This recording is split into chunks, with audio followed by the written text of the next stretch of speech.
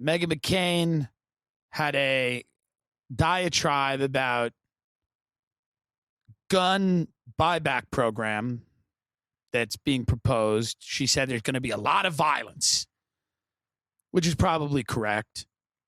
But she said it in typical Meghan McCain fashion, which no matter what she said, you would want to hate her and you wouldn't be wrong.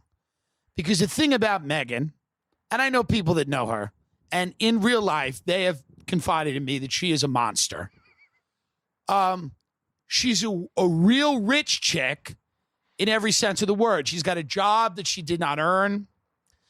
Her knowledge base on world issues is non-existent.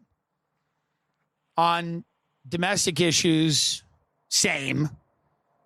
But she pops off. She's my aunt. She's my aunt with a national platform. She's my aunt, but given millions and millions of dollars to spew whatever rolls off her tongue. Which it is what it is. I mean, I know they're not hiring me on The View. They need a conservative on The View. I'm cool with all that. But Meghan McCain, you know, she's a legacy of a guy that conservatives only liked when he was dead. They didn't like him when he was alive. As soon as he said, half of my brain has been eaten, they were like, oh, he's a hero. We love him. But up until then, they didn't give a fuck about him. So we did a little video today mocking Meghan. This is, you know, the first video that we did since the original Meghan McCain video. And, you know, I went to Lane Bryant. I got, you know, got the white blazer. Look good. $31. What are you fat bitches complaining about? I go to Rochester Big and Tall. I spent $150 for a fucking t-shirt. $34, you get a beautiful white blazer. You don't know how good you fucking have it. There is nothing for plus size men. You got to wear a suit or a Hawaiian shirt or some stupid like Ed Hardy, you know. That's the type of fat. There's two types of fat guy. Insanely successful, DJ Khaled, or quasi-homeless bum who lives with his brother. Those are the two types of fat guy that exist in the minds of people that make clothing. And I remember, and I've known both of those fat guys. I knew a lawyer who was like $450, tailored suits, custom. When I was selling mortgages, he'd walk in, he always looked great. He was a fat whale, but he was tailored. Everything fit. Pinstripe suits, three-piece. Walk in, the guy looked great. And I knew my friend's uncle, who was just a fat mess, who would like crash high school parties. He was like 40. Got in the limo with us once. We were going to a strip club. Somebody got like a shitty limo, and he got in the limo with us. And he was talking all the way to the strip club about how he's going, oh, see these girls, see this pussy, oh, fuck this pussy. And I think by the time we got to the strip club, he was asleep. I think I'm remembering that where literally he was asleep by the time we got to the strip club. Just like, and people had to wake him up. They're like, hey, man, you want to go in? Remember that pussy you were talking about? You know, you had to wake him up. He was asleep. And I remember one of my friends looked at me and went, that's sad. Sad. It's tough out there. That's what I'm trying to, I'm trying to rein it in. I don't want to be that guy. He's trying to impress all the young guys and then falls asleep. That's not a cool guy. That's not the guy you want to be. But, those are the two types of fat guys out there. But fat women, you guys are doing fucking great. You got Lizzo. You got popular culture. You got it all. You got Lane Bryant. By the way, how great were the saleswomen in Lane Bryant? Wonderful. I'm trying stuff on. They're fitting me. It doesn't matter that I'm clearly a man in a woman's store. It's 2019. We're in LA. They're like, do you need shoes? They're with it. And then I put makeup on my face, cheap makeup from Target. It's made out of acid. Cheap makeup, cheap lip gloss, garbage. I put all this on. My skin's falling off of my face. I'm trying to scrub this out of my pores when I'm done making this video. Hair, fake eyelashes, 30,000 views on Twitter. Nothing. 30,000 views. I'm essentially trans for the video. 30,000 fucking views. Thanks a lot. Very few blue check marks. All these people who tweet about Meghan McCain's the devil every day. Right. And then they don't retweet this. I don't know why. Maybe it's too vulgar. You're the fuckers that are always like, take the gloves off. The gloves are off. I'm saying she puts guns in her pussy and you're not retweeting it. What else would you like me to do? And it's funny. I'm not making political points. I don't give a shit. I think it's hilarious that she's defending guns by saying that the AK-47 is like the most popular, like it's the prom king. I think that's just funny. Whether you agree with gun control, I don't care what you think or believe. So don't contact me through any form of social media and tell me, well, actually, none of it. Go away. I've done 9 rants about your opinion is superfluous. It's an afterthought. Your rationale is an afterthought. So don't, it's funny. It was funny to me when she does those things and says those things, they are funny. I'm a pro-gun guy to an extent, but how many massacres would get you to alter your position? It's a fair question. How many mass shootings would one a day do it? Would one a day get you to just look at it again? Just revise. I don't know. Maybe not. There seems to be hardcore people out there that don't care. And maybe it won't work. Maybe banning the assault weapons, maybe it won't work. But how many shootings would make you try? How many? What would you need? What would do it? Yeah. We have so many, as the great Eddie Pepitone said in his special, he's bored by them. They're boring. He was right. Eddie's right. They don't even matter anymore. No one cares. 17-month-old shot in the face. Next. No one cares. Because people think that if we give up the weapons, the government will start to get tyrannical. Start. They'll start. What do you think the government would do if we didn't have the weapons? Let's think of it. Let's brainstorm. Do you think potentially the government might start spying on everybody, listening to their phone calls and reading their emails?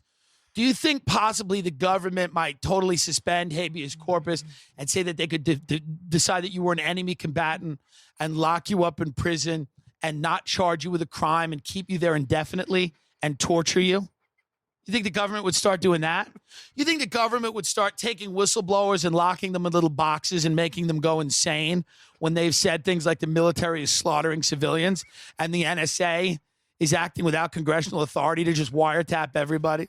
You think the CIA might start spying on the Senate Intelligence Committee and destroying tapes of their interrogation, which many people and experts have said is tantamount to torture? Do you think the elites would start engaging in illicit sexual behavior like pedophilia on private islands? And that if that ever came to light, they might potentially murder the person who was about to testify, even though he was in a maximum security prison in New York City? Do you think they would get us into endless wars without any explanation? Do you think they would murder journalists? Do you think they would do all those things if we gave up the guns? Because we got an arsenal of guns. And everything that I just mentioned is fucking business as fucking usual. So what is the fear? They would just start locking people up right and left and can't. maybe they would. I'm open to that thought process. I think that's a little too messy for them. Do you need to lock anyone up in camp? What is people need to go to work, right? So, people think, or people have it in their head that we're like this country made up of freedom fighters who don't take no shit. We're freedom fighters. We demand accountability. And if you take our weapons away, it's going to get real bad. Because we're not shooting at squirrels in our backyard. We're demanding accountability with those weapons. Are we? If that was the case, it'd be 10,000 people right now, like they're in Hong Kong. Where are the street protests where you have the weapons, you have the guns, you have access to transportation? The people in Hong Kong, they don't even have guns. They're taking tasers to the face to show that they're pissed. We've had none of that, except a couple of theater kids fighting a couple of guys who can't get laid in Portland.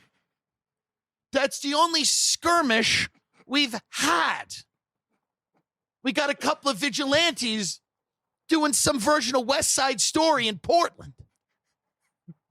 And people act like, well, if they take the guns, it's going to be trouble. They're going to start stepping on our necks. Huh? I mean, I could be wrong. I'm willing to be wrong here. I'm willing to engage people. I have friends that are libertarians, it's a dumb thing to be. Private roads, destroy the government. We're going to live in anarchy. We're going to live in chaos. Those are always people who've lived with their mother for too long. Those are always people who would last about 3 minutes in a street fight that believe those things. Get rid of everything. Chaos and anarchy. There's a temptation when you're on that side of the spectrum, or you're a radical leftist, you know your ideas will never get put into practice. So it's easy to get very romantic about them. Doesn't matter. It's like picturing fucking somebody who's really hot and you know damn well you're never going to do it. And if you had the chance to do it, you're going to be nervous. You can barely get hard. You're coming in 5 seconds. It's not what you think it's going to be. But it doesn't matter because Jessica Alba's not fucking you. So you don't get to play out that fantasy and make it into a reality. And realize, I should fuck her good, right? I should make this fun for her. Your ideas are ideas. None of them ever. I talk to libertarians who I like as people. They're like, yeah, we should just have private. That's all happening already. There are gated communities. There are private roads. When that thing in Malibu happened, there were private firefighters. Rich people go to private. All of the schools they go to are private. All of that shit is going down already. How much more private shit do you want? There's every fucking 5 minutes in California, you run up against a gate. Because people are like, no, this is not for you. Not for you. This beach isn't for you. It's for someone else. There's a lot of private stuff. But I don't know if everyone was walking around with an AR-15. Is the country better off? I don't know. I used to believe, but no one really is interested in freedom. No one really cares unless it's about a gun. I've had people say to me, I don't care that they're reading my email. I'm not doing nothing. It's not the point. The point is you shouldn't have to be a child pornographer to care if the government is reading everything you do. It's not the point. Well, I'm not doing anything, so who cares what they do? Because you don't know what's going to happen. You don't know who's going to be reading that. You don't know what they're going to perceive as antisocial behavior. You don't know what you could potentially say to somebody. Well, I think the government's doing a bad job. FBI, you don't know. Think of the politicians really hate, whether it's the Clintons, whether it's Trump, whoever it is. You hand these people absolute power in every fucking area of your life. You don't give a shit. You don't care. And I try to tell people, I'm like, well, it's not good that they have this kind of power. Well, they're just detaining Muslims.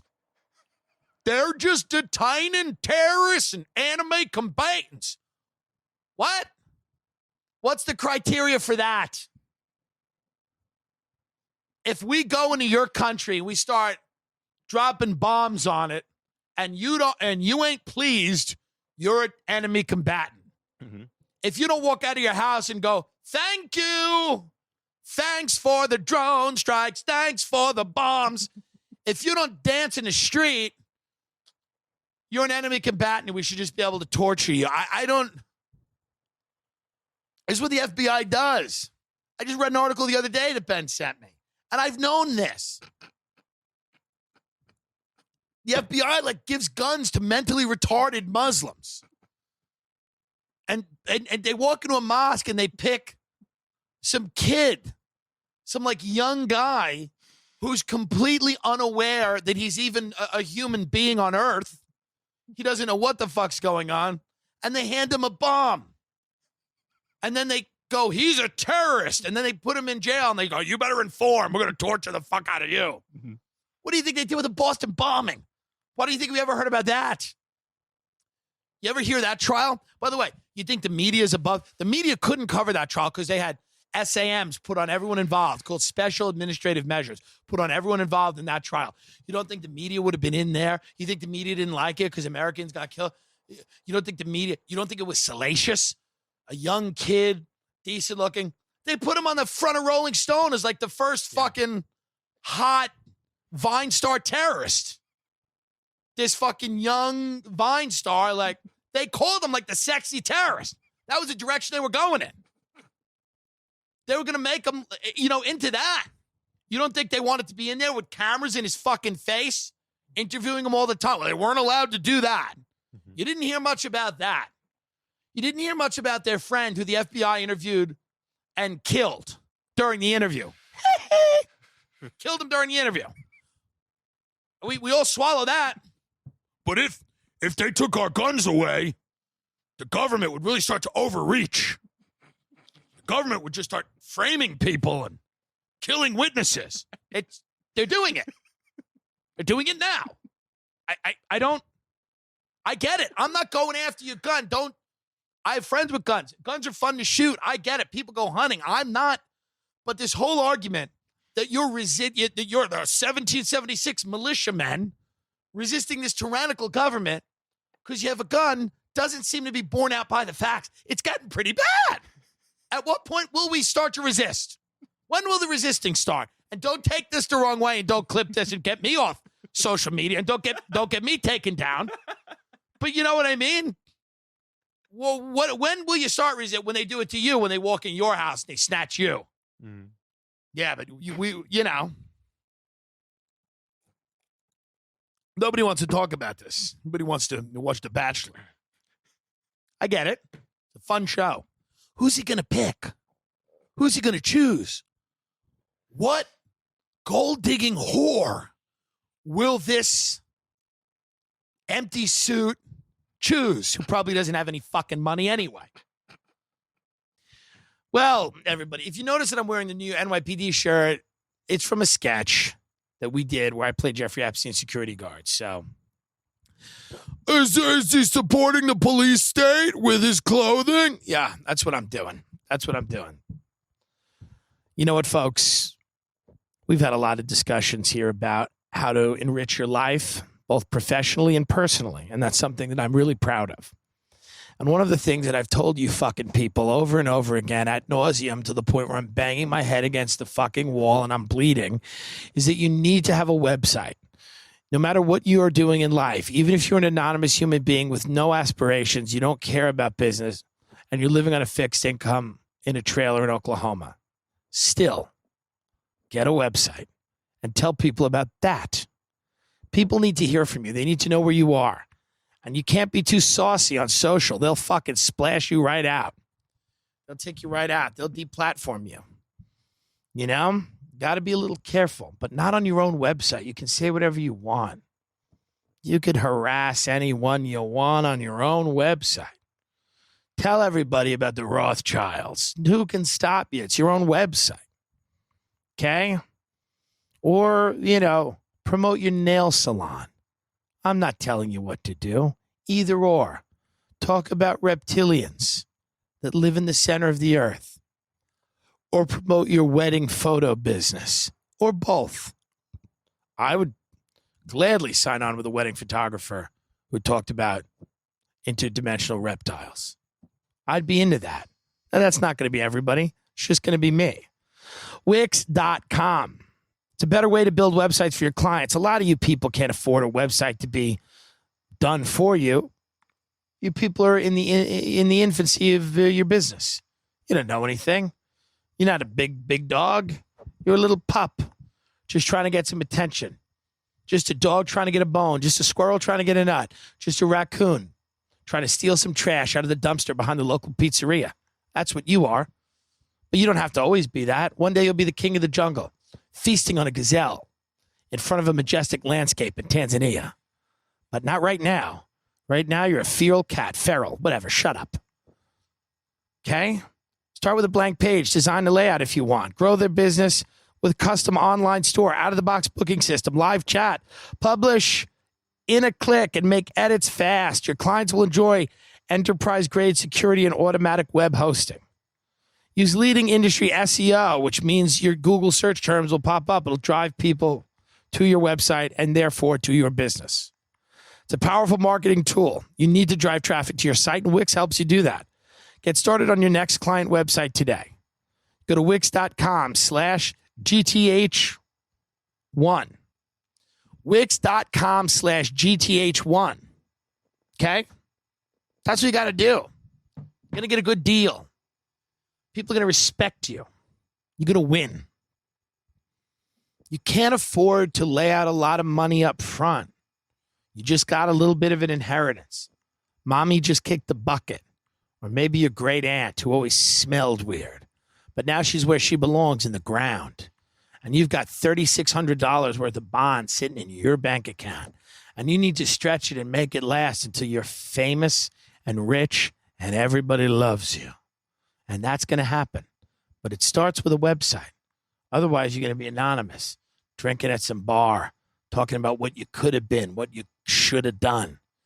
Be one of those guys. You don't want to be that. Be a titan. Be a titan, folks. Wix. Wix.com. I love it. I use it. My family uses it. My mother is a paranoid schizophrenic, lives in a mental institution, has an amazing website. She just fires off. Those synapses in her brain start going. She just starts publishing links. They don't go nowhere. She's got an online store, but, you know, it's Beanie Babies stained with ranch dressing that she's willing to sell you. Tags have been chewed up by dogs and cats. But listen, if she can make it work, so can you. You know what I mean? Wix.com/GTH1. Wix.com/GTH1. Do it. You know, listen.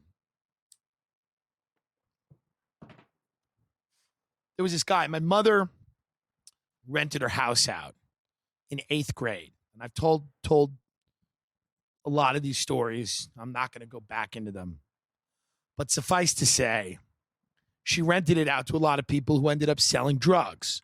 Because in Long Island, when you were renting a room and you didn't have any credit, you worked in construction. And construction meant that you sold drugs. And then you also you did construction. But you also sold drugs. That was what it meant. And she rented it out to one guy named Dennis. Dennis was the only one in the house not selling drugs. He barely had any fucking money. And he was an older guy. He was an interesting guy. He was very spiteful. He went to Vietnam. He served in Vietnam, came back from Vietnam, had this thriving baseball card business. Him and his wife into parties, coke, booze, you know, the whole thing, the whole 9 or the whole 8, you know, coke. Him and his wife got divorced. I don't know why. Maybe he boinked somebody else. I don't know. Irreconcilable differences, whatever. And instead of giving her alimony, he decided to quit his job and go live in a van down by the beach, by Long Beach. Okay? He then moved into my mother's house. where he befriended me and my friend Shay, and he would tell us all these stories about, bar fights and Vietnam.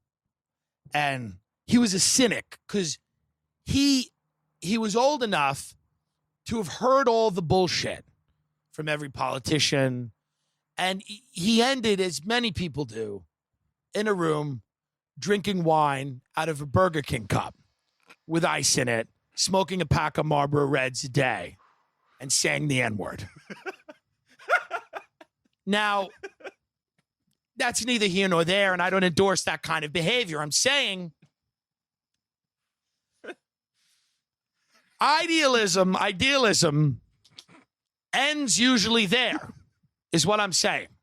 If you don't have a healthy dose of cynicism, you're going to end up like Dennis. Dennis was not a bad man. He wasn't great. His kids hadn't spoken to him in 5 years, and they called him once, and he was so drunk, he answered. He went, hello, hello. And they went, hi, Dad. And he went, hey, what are you doing? And they said, I think I'm going to go. And he goes, whatever. After everything that happened, Dennis said, life in the big city. It was one of my favorite quotes he ever said. Life in the big city. My mother would go, the cops are going to probably raid the house because they were running a pretty big coke operation upstairs. And Dennis would go, life in the big city. My mother would go, your kids you haven't seen in 5 years called you, and because you were so drunk, they hung up the phone and they never want to speak to you again. Life in the big city. He would say that. He'd sit there holding his hunting knife in a chair, staring at the fire, drinking cheap wine out of a Burger King, big cup with ice in it, smoking Marlboro Reds, and saying life in the big city. He had a few other sayings. Now, these are not good sayings. I do not speak this way. And I could say it was a different time, but there was no time when this was appropriate.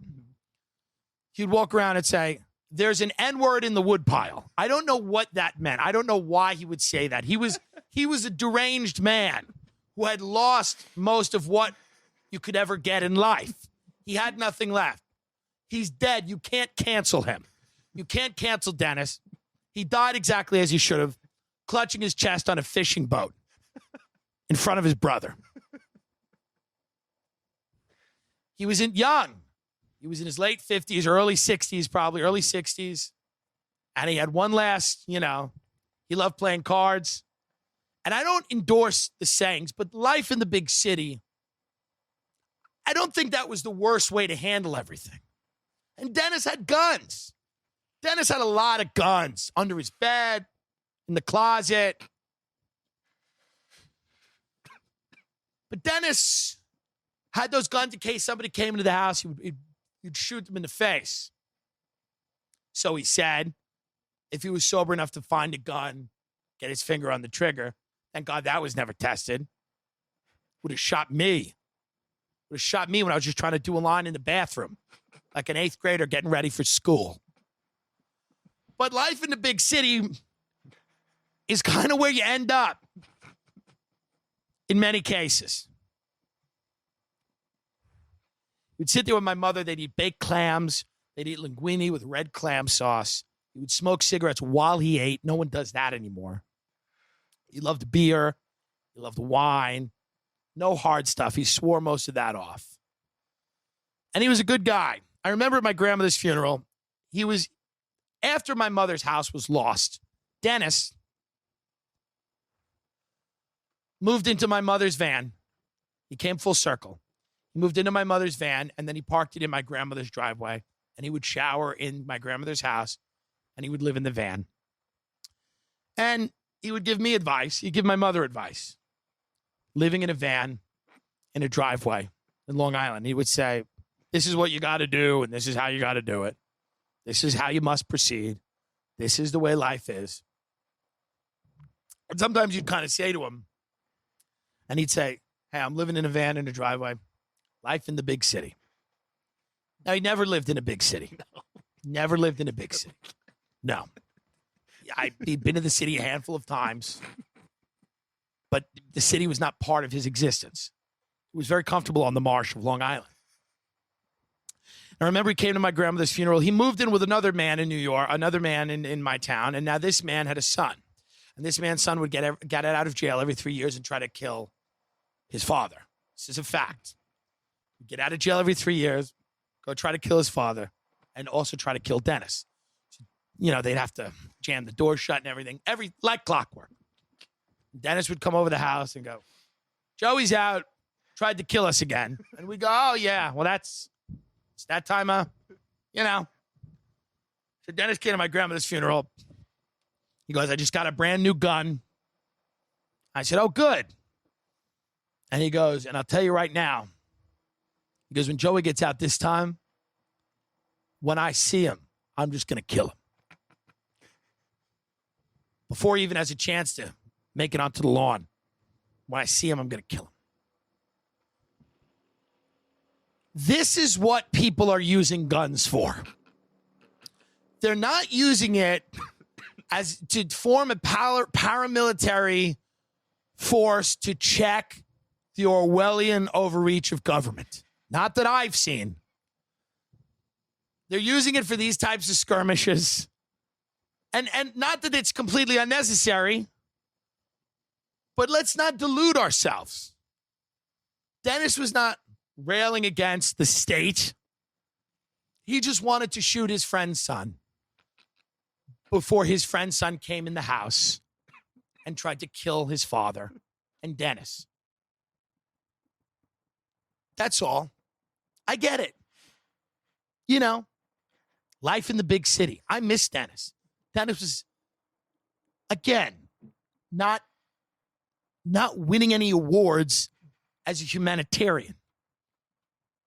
Who's not the most woke person. I think we've established that. He was not woke. He was barely awake, literally. You know? But that's what it is. And I'm not saying that's the only reason people use guns. People use guns for a lot of reasons. And some of them are good. Some of them make a lot of sense. But what people are also using guns for is to walk into a market or a school and shoot people in the face. Now, you look at the internet, you see the direction things are moving. You see that mental illness is widespread. It's not being cared for. Nobody is prioritizing their mental health and wellness other than this fake self-care horse shit, which is, you know, to get people to buy candles. There is no such thing as self-care when you work 3 jobs a week to feed your baby cat food. Eventually you snap. Okay? I don't care how many baths you run. If you're always one car accident away from bankruptcy and homelessness, it doesn't matter if you light a lavender candle. You're gonna snap. We push people to the brink. We push them to the edge. People are competing on American Ninja Warrior for insulin in this country and acting like it's a privilege. So they're going to snap. China does it when they work you to death at the Apple factory and you try to kill yourself. Foxconn puts all these nets so that you can't kill yourself. You just land in the net and they come and I guess pick you up and go, get back on the line. Go back to work. Okay? Which is inhumane. What if you handed all those people guns? I bet there'd be some issues. I bet there would be. But that's where we're at in this country. And I know that people listen to the show for positive reinforcement, and that's what I give you most of the time. Most of the time, this show is about positivity, love, and light. But, you know, I tried to talk to somebody the other day about the state of the world. Yeah, if you read that new article on Zero Hedge, which is kind of interesting, they got a lot of bullshit on that site, but they're like, the central bankers are preparing for the collapse of the dollar by saying, let's institute a new cryptocurrency that serves our needs better than the dollar. Rich people are hoarding cash. People are cutting interest rates. There's a lot of doomsday signs for the economy. You try to tell somebody this, and they respond. They go, listen, man, put that shit out of your head. We're living in paradise. And I understand why people feel that way. It's because they're insane. And I understand you are rewarded for being insane in this country. For being insane, you are rewarded. I'm like half crazy. There's no money in that. You got to go full fucking psychopath. Full lunatic. And to ignore reality. To ignore, I brought up, I'm like, people are living in tents. It's not good. And one of my friends goes, a friend I love, good person, talented person. They were like, yeah, but there's been Hoovervilles. People have always been living in tents. What? Is that the response? People have always been living in tents. Things are fine. We're not in a tent. That's most people's way to process things. They go, hey, that's the way people handle mass shootings. They go, I'm not dead yet. Hey, I ain't dead. Soon that'll be a point in the argument. Somebody go on CNN and go, well, I'm pretty alive and so are you. So maybe you should relax, John. And outside the windows, you'll hear. And they'll go, well, I'm here. What's your big issue? Stop being a negative Ned. Stop being so negative about these mass shootings. Am I the only one who sees these mass shootings as a great way to appreciate life? It's a great way to appreciate life to hear about 28 people that got mowed down at a farmer's market. Makes you feel warm and fuzzy inside that you're on your fat ass and you don't have any lead in you yet. I'm still alive. I'm not in a tent. This is the thought process. Things are great. Especially in LA, you go, things are great. And if you bring up anything, I do this. I sneak this in now. I go out to dinner. I go, hey, everybody's good. What do we get? The appetite, what do you get, the prawns? The prawns. Okay, 50% of American children are living in poverty. What is the sauce with the prawns? What kind of sauce is it? It's like a lime sauce, right? Yeah, no, half the kids they don't have food or medicine. What do we want to do for an entree? Do we want to split something? I'm not that hungry. And people don't care. Like, people are like, stop ruining everything. You're doing good. So many people in this country, they're one car accident away from bankruptcy, from financial disaster. They really are. Everybody's like, they're like Mario. You jump over the little thing. Do. Jump over it. Oop, almost got sideswiped. Jump over it. Almost got laid off. They laid off everyone else. They laid off my best friend. He's in trouble. Doo-doo. Get the coin. Run. We're almost done with the level. Quick. Speed. Mushroom. Jump.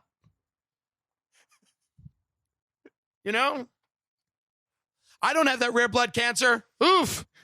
Kid in that documentary did. Jump. Fly. Oh, good. My aunt left me $2,800 when she died. Good. That's the having the raccoon tail. I can fly over the problems for a little while. We're living in a video game. Yeah.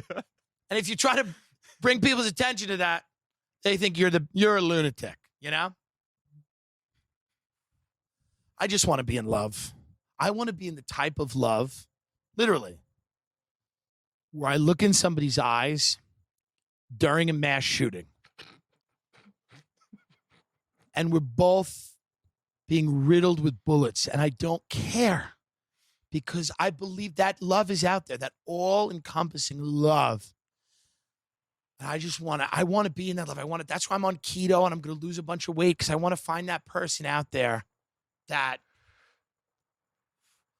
no matter what happens, we take a honeymoon to the Amazon rainforest and we're like, isn't this beautiful? And then all of a sudden we see these people lighting fires and you see people running out of their houses with their babies and they're screaming. And I go, it's so beautiful here. And they go, yeah, man, it's just so nice, so peaceful. I go, we're so lucky. And the screams, we don't hear the screams. We're far enough away. You just kind of see the people's mouths agape. And you hear something that sounds like a scream, but it could also be just a beautiful bird. And that's where I want to get to in my life. Because that's the way to live. You know? We're making these videos that are satirizing shit. We're trying too hard. We're trying too hard. We're going to start. We're going to adjust. We're going to have new videos. They're going to be better. And it's just going to be me shitting. I'm going to shit for 1 minute or maybe 25 seconds because the minute's a little long now. For 25 seconds, I'm going to take a shit in a different kooky place. Okay? And instead of doing that video at the pink wall, I'm just going to take a shit and I'm going to start flinging it at people. I'm going to fling my own shit at people. And I'm hoping that's going to get the numbers up. I don't know, but that's what I'm going to try to do. I'm going to start defecating in different fun, kooky places and then taking my own shit and hurling it in the air and dancing. And that is the entertainment that you people out there deserve. And that's what you're going to get. I just want to, somebody just told me they're doing American Ninja Warrior, but it's going to be in the water. It's going to be in the water. They got asked to maybe host it. It's a new American Ninja Warrior. I want to host real competition shows, real ones, where at the end of it, we give your kid an insulin shot. At the end of it. And people will defend that. They'll go, they knew what they were getting. It's a competition, fair and square. They knew what they were getting into. Hello. I'm back again talking about BetterHelp, which a lot of people, believe is a scam. I've had people say that they've had positive experiences with it. So what do you fucking want from me? They're advertising on the program.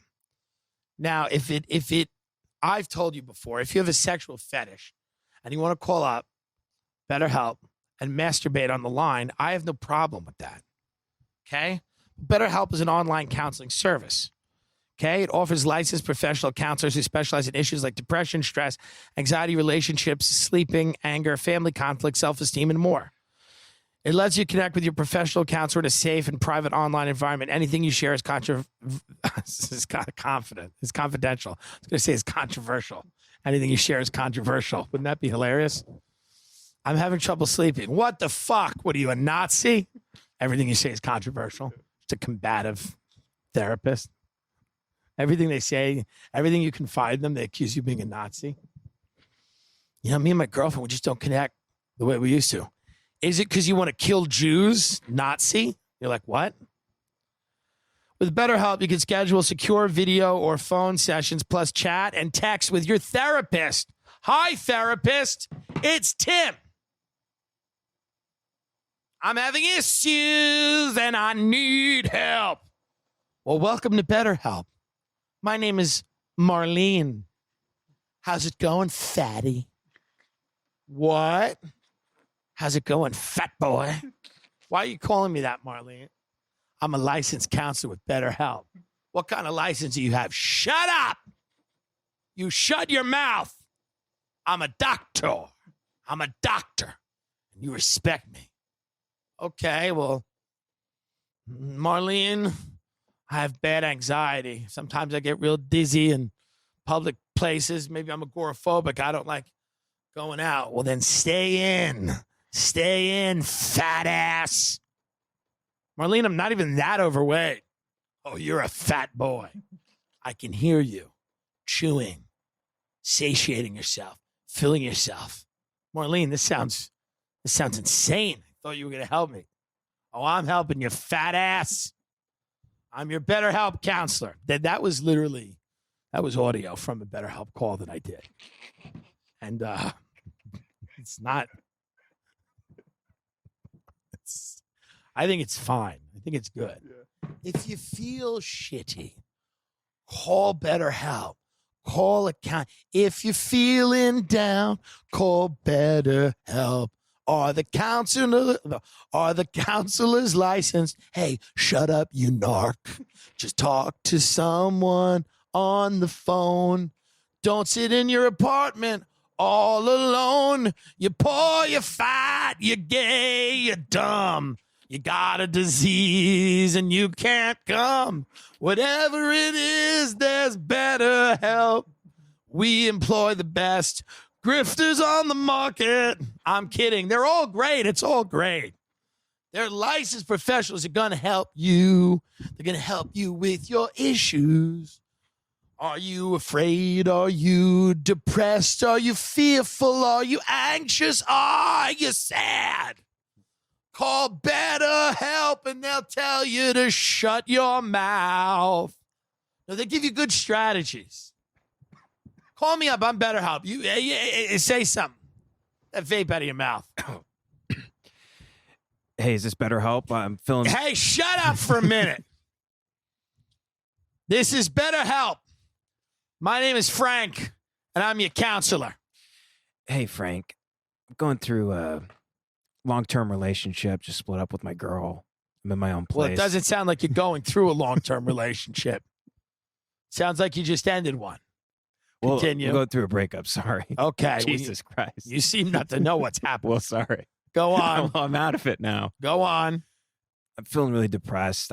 She didn't let me have any friends, so now that we're not together, I'm very alone. I have no one to really talk to, and that's honestly why I'm calling you, just to have someone to listen to me. You know? Kid.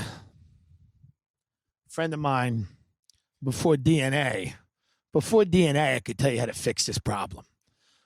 You know what I mean? But they'll get you now, whatever you do. So don't do nothing. Don't leave nothing on the doorstep. Don't follow her. Just get some whores. Did that help? Yeah, thanks, Frank. I appreciate it. You're welcome. Better help. Don't kill your chick. It's better help. The help is better when you call an online. Let's do one more. Okay. Hi, it's Kirsten. Hey, Kirsten. Hi. Hey, Hi. It's kind of a humbling moment for me. I don't usually reach out for help, but That's okay. That's what we're here for. It's called BetterHelp. That's what they said when they hired me. Right. No, thank you, Kirsten. I legally have to talk to you. That doesn't make me feel good. No, it does. You're a sweetie. You're so sweet. I can hear it in your voice. You're sweet. Oh, well, thanks. What's your issue? That. Well, I've been having performance issues in the bedroom. In the bedroom? Yeah, like I just can't get it up, and I feel like, I'm just not really attracted to my wife anymore. I'm starting to have these thoughts about like men, and I don't know. I'm just kind of confused sexually, and it's depressing me a lot. I've dated many men that were probably gay, and I just started pegging them. So your wife needs to put on a strap on and fuck you right. Would she have a problem with that? No, I don't think so. She wants to spice it up. That's what she's been saying all along. So spice it up. Okay. I've gotten to the point where I can only come if my face is being pushed into a garbage disposal and I hear the garbage being ground up in the kitchen. I can only come if I'm being fucked sideways and my head is being smashed and I hear that gurgling sound. So just, yeah. Does that help? Yeah, thanks, Kirsten. Better help. Thank you. Better. Folks, it's a great company. Let's tell you where to go here. Let's tell you how it all works. Here's what you do, folks. I'm dead serious. You need help. You don't have money. Call these people. Are they going to help you? Hey, yes. What the fuck do I know? There's some dude with a flashlight. What's he doing? 10% off. What's that? I don't know. Some guy with a flashlight. It's just dark on that trail. So you just need a light? Yeah. That's good. You hear him cocking his gun. Get 10% off your first month by going to betterhelp.com/timdillon. betterhelp.com/timdillon. Okay? They'll be great. Let's do one more. Hi, my name is Carl. Welcome to BetterHelp. Hey, Carl. How's it going, man? Listen, I'll just cut right to the chase. I got excommunicated from my church. I got caught I was a deacon. I got caught with this young girl. My entire community they're not talking to me anymore. I can't get through to anybody. Very, very alone. I feel very isolated. I'm starting to have violent thoughts. I'll be honest. I've always had violent thoughts, but now they're starting to really increase. Could you help me out? I mean, do I need to get on medication? Do I need just to call you once a week? What is your relationship with the girl right now? Well, I mean, the family locked her up in her bedroom. From what I understand, Have you there's a had restraining sexual order. relations with her? Yeah, we did. Have you filmed it? No, I didn't. Do you have any audio or photographs that could help me better understand the nature of your sexual relationship? No, I'm really sorry, man. I can't. Even if I had, I couldn't send that to you. It's. I mean, she's a minor. I'm going to court for this. Do you want help? Do you want help?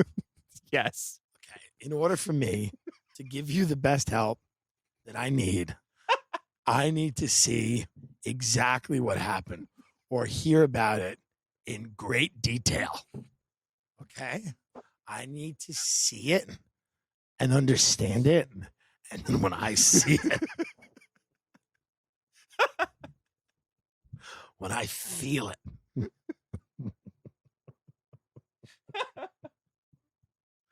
do you understand that? Yes. Okay? Yes. Hey, I scratch your back, you scratch mine. You know what I mean? It's called BetterHelp. We all need help. You're not the only one on this call that needs help. I need some help. Okay? You have her address? Let's get her out. Let's spring her. BetterHelp / Tim Dillon. Thanks. Now, yeah, it's not that bad. It's good things happening. There's great things happening. It's fine. There's nice stuff. There's nice hotels in Iceland. You can live in an igloo. That dumb glass thing that fucking these couples. I don't believe your marriage is valid. I don't care. You can go on vacation all the time. I see these couples they go on these extreme vacations where they stay in these little glass igloos in Iceland and they go to all these beautiful places. I know you don't love each other. I see it in your eyes. You could tell when people, that young love when kids really love each other and they're in college, they're at some shitty fair. They don't need anything except a churro and a Ferris wheel. The vacations keep getting more extravagant. It's because you're trying to reignite this flame, and we all see it out there on Instagram. We all know what's happening. The most extravagant vacation you take is going to be the one where one of you kills the other one in their sleep. I see it. We're going and we're going to go and we're going to, on camels, we're going to go across the Gobi Desert.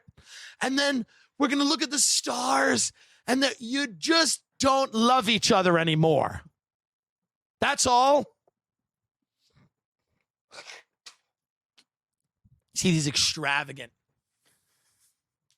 vacations people take. They go on these extravagant.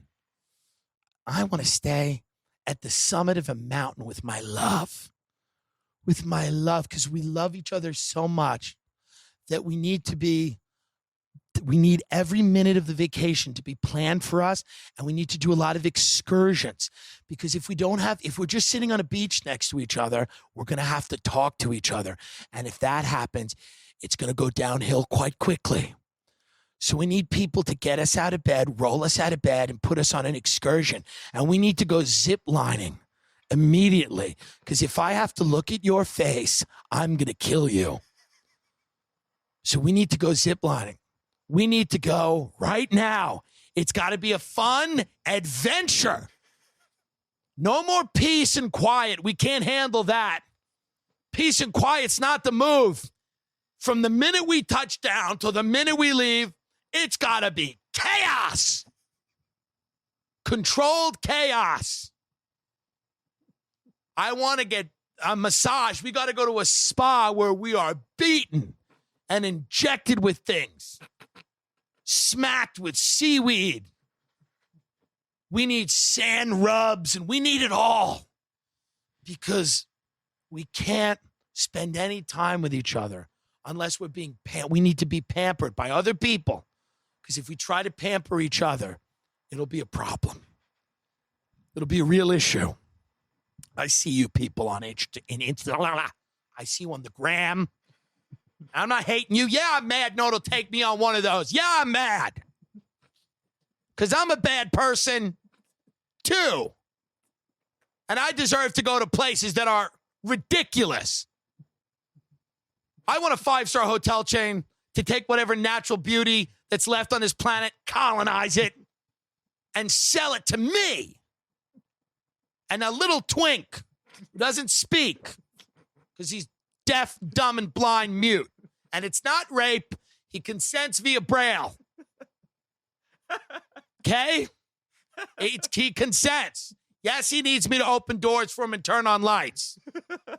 If he leaves me, technically he will die, especially where we're going on vacation. We're going to a volcano.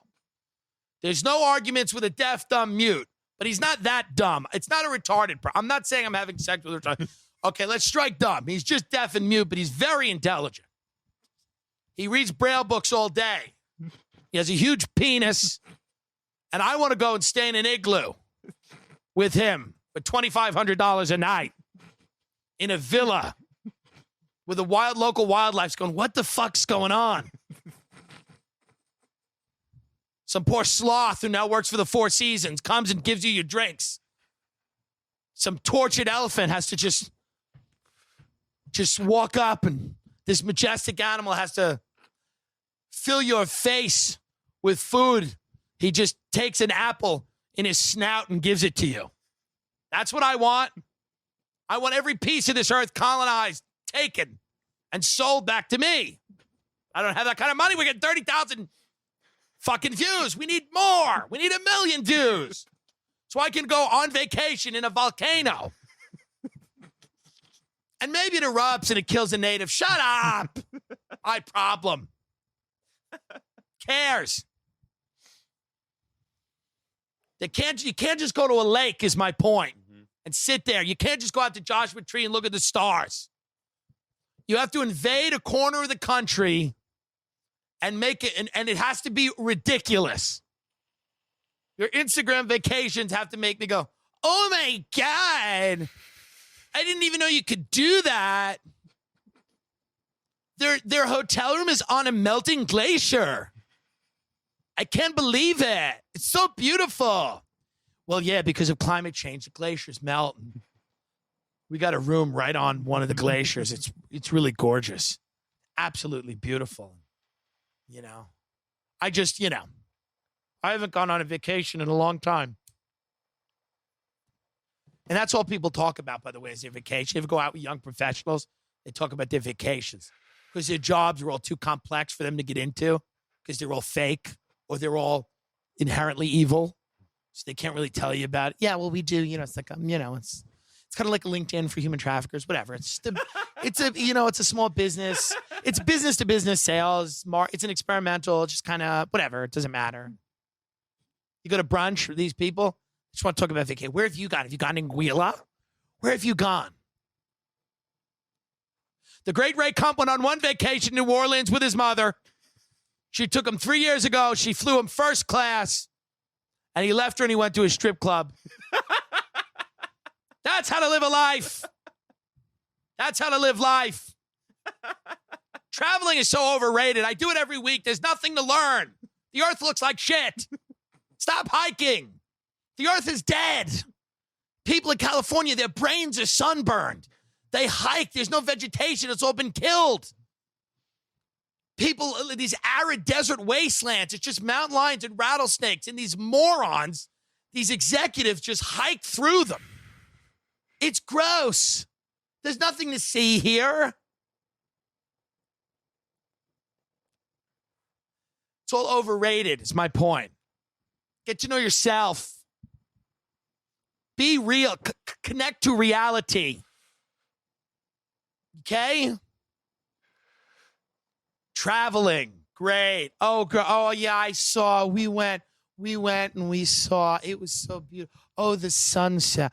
The sunset was so beautiful. Shut up. Sunsets everywhere. Sunsets everywhere. Start traveling to war-torn countries. Start traveling to cities that have collapsed, that are sacrifice zones. Start traveling to places where you fear for your safety. You want to learn. You're not learning anything unless you fear for your safety. Then you learn. Oh, you'll learn. You want to learn how the world really works? Go take a vacation to Flint, Michigan. Drink some water. That's a real extreme vacation, isn't it? Do that. Now, I'm aware many people listening to the show go on vacation. And many of them, some of them enjoy the comedy. Some of them probably are offended, or they think I've gone too far here, because I'm suggesting that instead of going somewhere nice for honeymoon, you go to Syria, where you might get killed, or go to Flint, Michigan. And I understand that. Now, even though this is kind of a bit, I can't describe to you how much I do want you to do that. I do want young professionals going to Libya. I do want them going to Yemen. You want me to listen to you at brunch? That's how you start a conversation. Me and John, we went to Yemen last year. And so first of all, it's very interesting in Yemen. So the Saudis are doing a genocide with a lot of the money and weapons that we provide them. And a lot of the kids in Yemen are so cute, but their rib cages bulge out of their bodies. It looks like xylophones. Remember, you used to play xylophones in school? And they have no food, and they don't really have any clean water. It's really sad. But there's so much history. There's so much history. I want that. And I'll go, oh, you're really learning. You're really learning.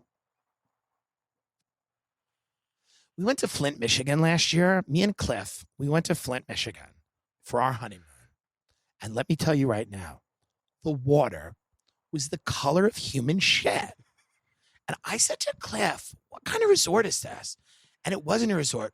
We were just staying in someone's house.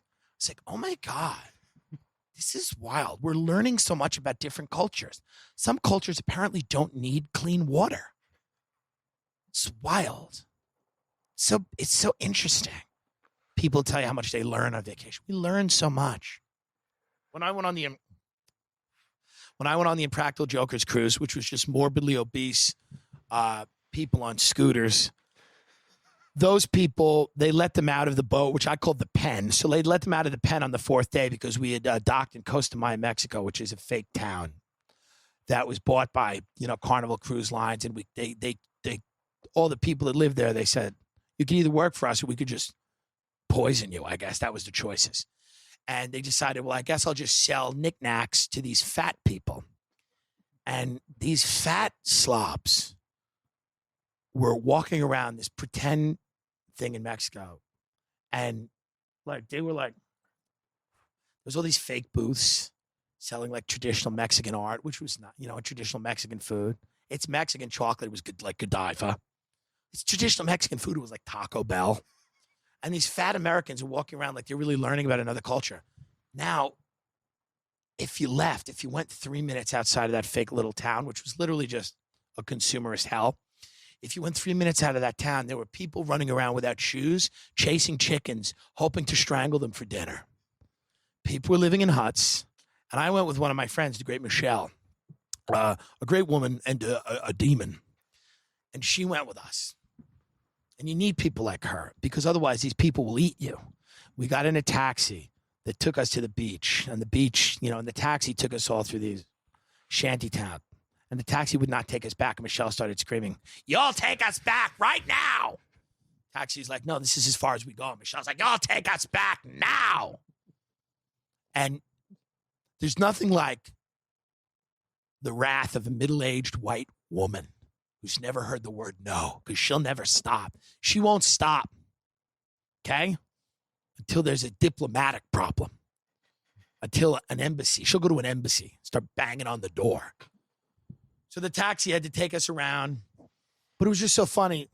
When you went out of this little cruise area, you walked around and you just saw people without shoes running around. And you're like, God. You're like, get me back on that boat. Now, of course, that boat was a floating toilet, but you were still like, just get me back on that boat.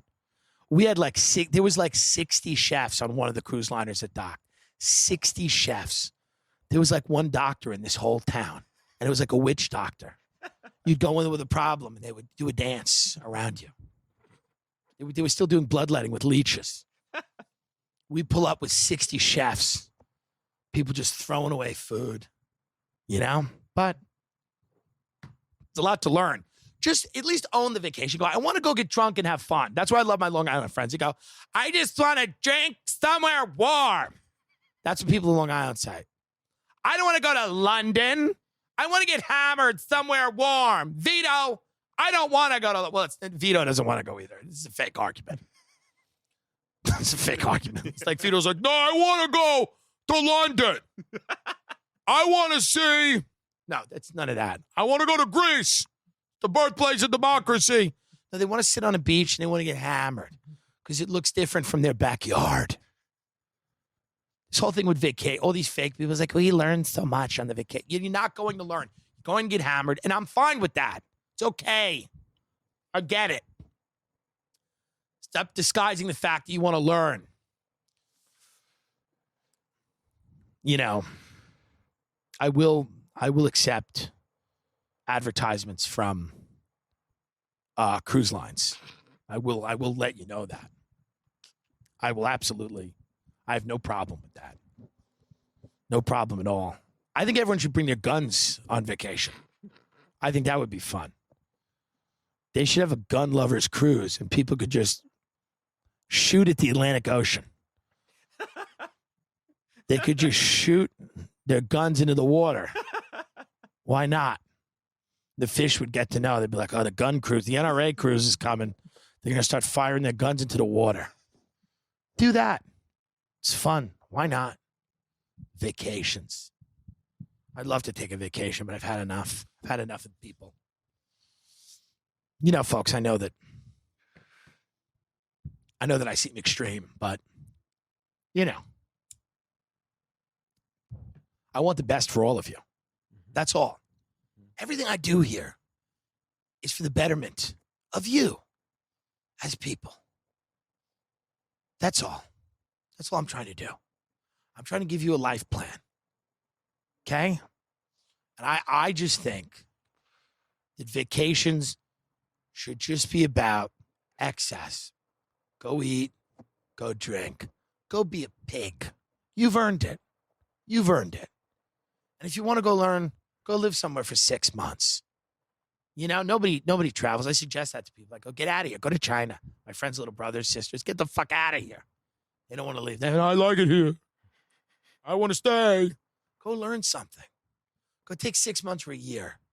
You're not learning anything taking a walking tour, okay, of Madrid. We went to the Prado, and there's there. Go move to Spain. Be a lazy drunk like that whole country is. They get it right. They just drink and lay around all day. They don't give a shit. Doesn't matter to them. Folks, I want to tell you about Monday.com. It's a team management tool that will improve your office workflow. Monday.com makes it easy to track projects and stay productive. Instead of email spreadsheets, random files, whiteboards, to-do lists, post-it note reminders, Monday.com organizes and tracks everything in one place. The best part of it, it's intuitive. It takes no time to set up. It's flexible. You can easily customize it. It's easy to stay organized and find files. Looking through your emails to find stuff is a nightmare, especially if you're a boss or a CEO. You know, most of the people that you employ are going to be brain dead slackers, losers, parasites, okay? You're never going to expect them to have as much. They're not going to have skin in the game the way that you have it, okay? You're the one that's inspired divinely by God to succeed. The rest of these people, they're heathens. They're walking around just completely useless. You just need them. creates accountability. What's more annoying than asking someone to do something and never getting a response? Are they working on it? Did they never get the email? How often are important tasks getting lost in the shuffle? With Monday.com, you can easily assign tasks to coworkers and track projects. The platform is suitable for any size team, from 2 freelancers working together to thousands collaborating across the globe. So check out Monday.com. This is an incredible team management tool. Monday.com is so effective, it'll put an end to long, boring meetings. No more endless meetings trying to figure out new tactics for staying organized or for who's going to be working on what. Monday.com does it all for you. Monday.com/Tim. You get a 14-day free trial. If you don't like it, folks, you part as friends, okay? Monday.com/Tim. You get a 14-day free trial. I know from working in the business world that a lot of people that you're going to end up working with are not going to be able to pass muster. They're not going to put in the time and the effort that you are. They're not going to have the energy. They're not going to be inspired. They're not going to be resilient. They're going to have bad attitudes. They're going to be negative. You're going to really regret them. The sight of them will make you sick. So what you need to do is create accountability. So they can't say, I lost that email. I never heard about that meeting. Well, what was I supposed to do? Monday.com organizes all this. So you can get back to doing what you do as a boss, making their lives hell. If they screw up, you go and get them. Sit them down. Go, what are you? What are you? What do you want to be? You want to be a blue-collar guy like your father? Really sock it to him. And you can do that with Monday.com, folks. You can do that. You can really let them have it as a boss. And that's the funnest part of being a boss, is letting somebody have it. Making sure all your ducks are in a row and that the error was 100% on them. Then bringing them into their office and really giving it to them. Giving them to it good. Shut the door. Sit down. Take a drink of coffee, and you look at them and you go, what the fuck are you? What are you? Are you a loser? Or are you a winner? You a winner? Like Gary Vaynerchuk says? Because a winner would not have forgot that email. Oh, I don't think I ever got it. Yeah, pull it up. Monday.com. You got the email. Yeah, you're a loser. You're a loser. My kid is sick. Hey, shut your mouth. Shut up. Monday.com. There's always going to be a Monday. There's always going to be somebody. You might party on Sunday, drink your sangria, dance in your flats with your fat ribeye steak-sized feet. But then once you get into the office on Monday, nobody wants to hear about it. Nobody wants to see you sway to a Billy Joel song. They just want to connect with you. Monday.com. Monday.com/Tim. 14-day free trial. If you don't like it, don't use it. But you're going to love it. You're going to use it. Okay? Have I ever steered you wrong? Have I ever lied to you? Have I ever disrespected you? Have I ever showed up at your house and stolen money from you? No. Why wouldn't you trust me? I'm not some schmuck. I'm a businessman. I have a business. I understand business. I'm a leader. I'm a strategist. I'm a confidant. Okay? So, Monday.com/Tim. Monday.com. The emails are gonna be good. Don't lose the emails. Monday.com. Don't lose the meeting notice. Dial into the conference call. Is everyone on the call? Damn right. Monday.com. How are the numbers last month? Good. They could be better. Monday.com. Another day in a cubicle. Monday.com. Monday.com. Monday.com/Tim. Use this fucking thing. People have said to me, what do you think will happen with the Epstein thing? I've said this before. I've said it many times. And the answer is nothing. And I know that perplexes some of you because many of you have not paid attention to anything ever.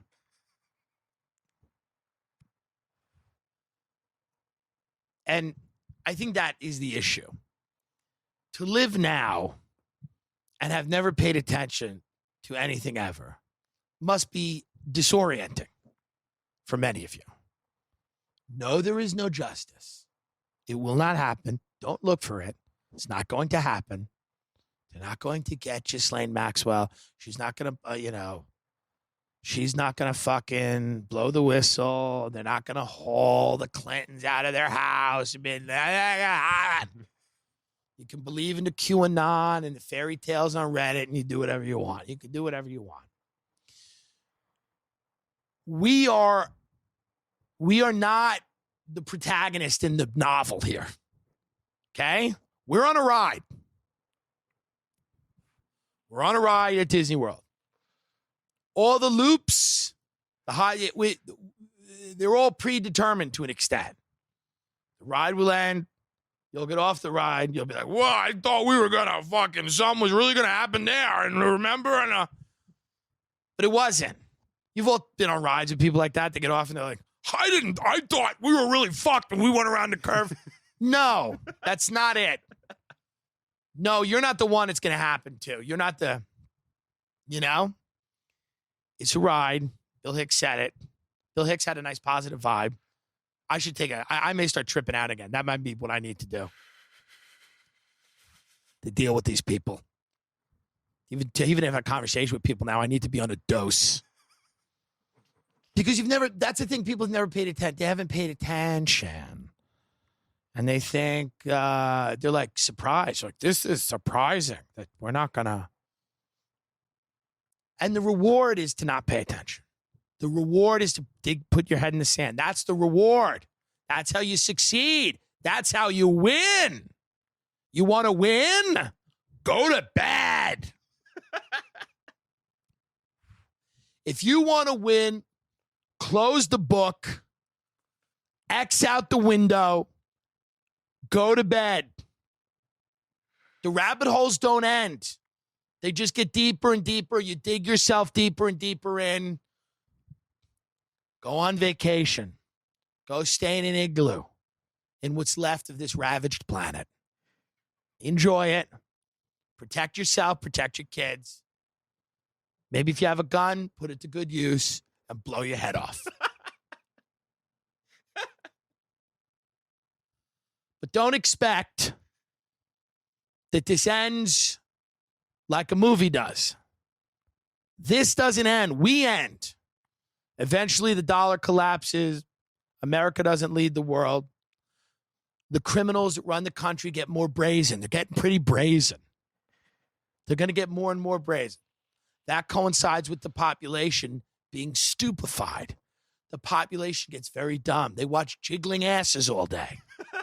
They don't demand answers. They go, yeah, that was strange. That was odd. The art that we consume gets dumber. It tells us to question less. We don't question anything anymore. Everything's a Marvel movie where someone's going to save the day. It's always a superhero that's going to come in and save the day. There's no superheroes. They're not coming. Okay? That's not the way it is. But that's how you're conditioned to believe that somebody's going to call. Is this it, Beto O'Rourke? It's Beto. Maybe it's Bernie. Oh, Elizabeth Warren, her folksiness. She's just going to mow down the military-industrial complex with her folksiness. No, that's not what happens. What happens is you get old. What happens is you get bored. What happens is you end up sitting on a chair, drinking wine out of a Burger King cup filled with ice, staring at the flames. And no matter what anybody says, you look at them, you shrug, and you go, life in the big city. And you ain't nowhere near a fucking city. That's how it ends. So embrace it. Enjoy it. That's what it is out there, folks. That maybe find a few like-minded people to go, that was weird. The next terrorist attack that, someone pulls off by parachuting into the Super Bowl and, with a nuke attached to them or something, it'll be Donald Trump Jr., but we'll be told not to question it. You might want to make a few buddies. You go to the local watering hole and go, that was odd, huh? That was strange. That was odd. But don't expect anything to change. The art, the movies, the music, it's going to get worse. Maybe not worse. It'll just get dumber. It'll be good. The effects will be great. The effects will be great because we'll start killing real people soon. It'll just be snuff films. We'll start killing real people soon in films. So the effects will be great. That'll be really someone's carotid artery. Soon. It's coming. Videos will start coming out of people torturing children. They'll say it's deep fakes. That's coming. Oh, somebody made a deep fake of Bill Clinton and this 13-year-old. This is strange. The elite don't care about you. They worship at weird temples on islands. They're out of it, folks. And they've always been weird. They always hang out with weird scientists. They're into transhumanism. They're into all kinds of shit that you'll never be into. Just cut carbs. Lower the carbs. Feel a little better. But, this is my message of hope. This is my message of hope to you. I find this to be tremendously uplifting, and I know many don't. Many don't. They don't find it to be uplifting. But I've paid attention. That's the thing. I really have paid attention. Not to everything. And there's people that have paid a hell of a lot more attention than I have. And they're dead. Okay? They go bye-bye. They're not here to really give their thoughts. Because they paid real close attention. So do that at your own risk. But that's where we're at, folks. Enjoy it. I'm doing a podcast with Logan Paul tomorrow. We're all here. Everything's coming. The devil is real, and he's the only one who loves you. So sit in that chair. Grab a Burger King cup. Fill it with ice. Fill it with cheap wine. And drink yourself till you feel warm and fuzzy and stare into that fire. And if anybody tries to puncture your bubble with even the slightest hint of reality, kill them. And if you don't want to do that, just smile, and they won't know what you mean. Just say, hey. Somebody brings up something, you go, hey, man, life in the big city. And close your eyes. And that's it. Okay? And that's a true victory in these times. Also, maybe get a Casper mattress. People say that they're good. Hopefully they come on board pretty soon.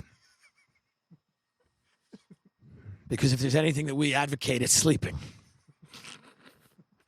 timdilloncomedy.com if you want to see me live. It is more upbeat. I am more upbeat live. Mm-hmm. It's funnier. Although this was kind of funny. To a certain crew, to a certain crowd. Sure, it's funny. I enjoy it. Got to do what you love. Mm-hmm. All I am is the guy that's walking around going, bring out your dead. That's all I am here. I'm just the modern version of the guy ringing the bell during the plague and going, bring out your dead. That's all. Except nobody's got the plague. You're just bringing out Adderall zombies who want to go on vacation. The dead talk. Bring out your dead. They go, I'm going to Anguilla. That's what the dead look like now. They look better than you because they're going to music festivals and they're at the gym and they're going to Anguilla. I stayed in igloo. Bring out your dead. Bring them out.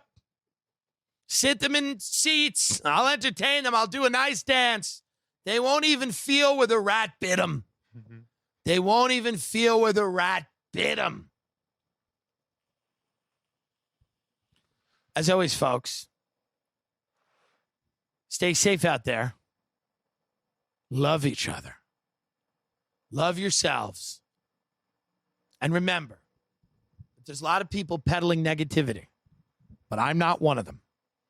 I believe in a bright future, not only for this planet, but this civilization. I believe the best days are ahead. I believe good things are going to happen. And by that, I believe that an alien race will destroy us and enslave the rest of us. And we'll all start again. And that, my friends, is best case.